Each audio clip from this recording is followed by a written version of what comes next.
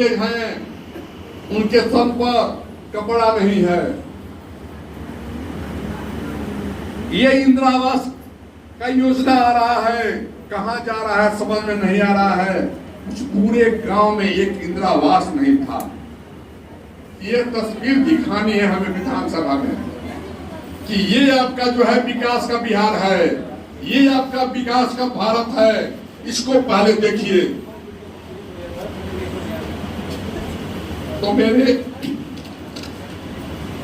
बहनों से ये आग्रह है, निवेदन है कि नेता नहीं, इस पर भाई चुनिए। विधानसभा में उठाने के लिए आए।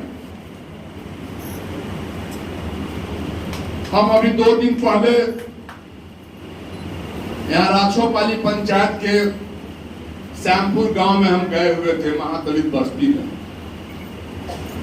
जब वहां हम पहुंचे तो मेरा दिल रोने लगा। इस व्यवस्था के अभी इस युग में भी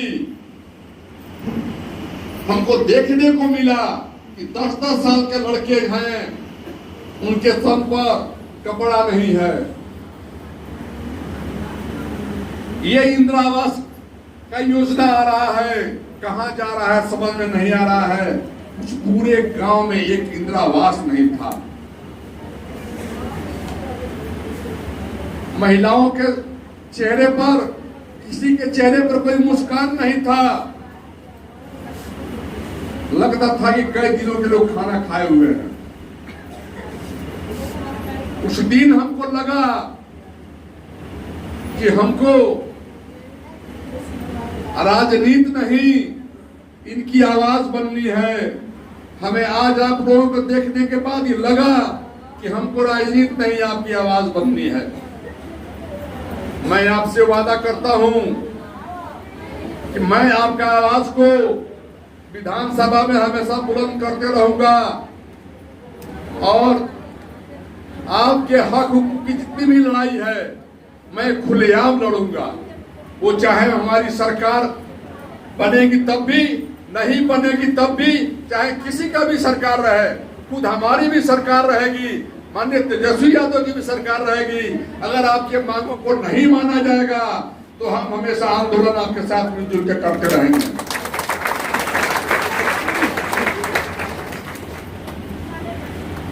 इस दर्द को आप लोग समझ रहे हैं, हम देख रहे हैं। हम भी आप ही लोगों के बीच से पैदा हुए थे, तो हमको भी अपना दुख दर्द याद है कि कैसे वो जिंदगी हम लोग बिताए हैं। इसलिए आज अगर मौका मिलता है हमको, तो हम पहले वहां सोचेंगे जहां से हम आए हैं। हम इसलिए पत्रकार बंधुओं से आप लोगों की तस्वीर लेने की बात कर रहे हैं कि ये तस्वीर दिखानी है हमें विधानसभा में कि ये आपका जो है विकास का बिहार है, ये आपका विकास का भारत है। इसको पहले देखिए। तो मेरी बहनों से ये आग्रह है, निवेदन है कि नेता नहीं, इस पर भाई चुनिए और ये भाई आपके साथ में हमेशा आपके दुख सुख में खड़ा रहेगा, आपके हमेशा आपके हक की बात करेगा, आपके घर पे आकर हमेशा मिला करेगा।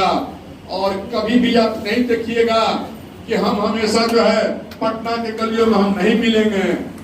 जितना दिन विधानसभा चलेगा उतना दिन आप आपका आवाज उठाएंगे, बाकी दिन जो है हम आप ही लोगों के बीच में रहा करेंगे।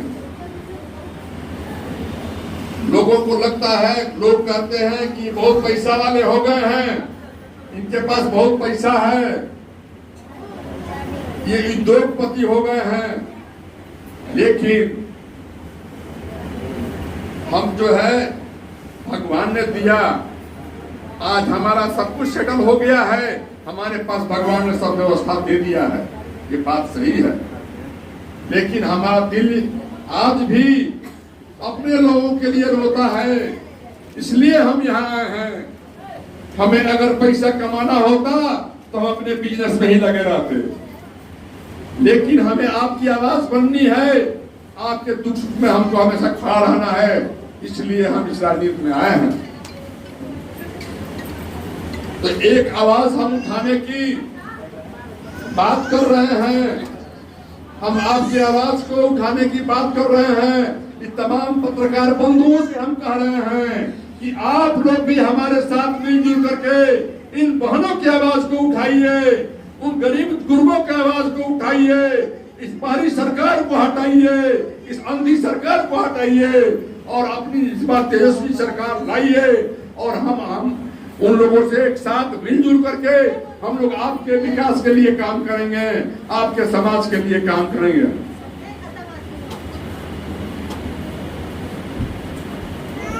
मैं अपनी बहनों से